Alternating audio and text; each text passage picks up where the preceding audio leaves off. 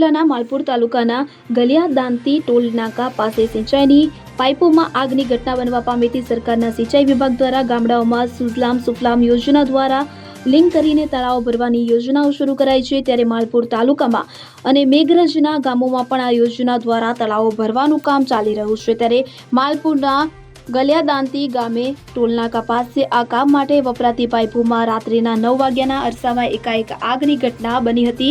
અચાનક લાગેલી આગે વિકરાળ સ્વરૂપ ધારણ કર્યું હતું અને પાઇપો સંપૂર્ણ બળીને ખાખ થઈ જવા પામી હતી। આગ લાગતા જ આસપાસના લોકો સ્થળ પર દોડી આવ્યા હતા અને મોડાસા પાલિકા ફાયર વિભાગને જાણ કરી હતી। તો આ ઘટનાની જાણ થતાં તરત જ ફાયર વિભાગ વોટર બ્રાઉઝર સાથે આવી પહોંચ્યું હતું અને આગ બુઝાવવાના પ્રયત્નો હાથ ધર્યા હતા અને આગ કયા કારણોસર લાગી તે હકીકત જાણી શકાઈ નથી। Bureau report CN24 news. હવે જુઓ દેશ દુનિયાની તમામ ખબરો તમારી આંગળીના ટેરવે। ઉઠાવો મોબાઈલ અને ગૂગલ પ્લે સ્ટોર પરથી ડાઉનલોડ કરો અમારી CN24 ન્યૂઝ મોબાઈલ એપ।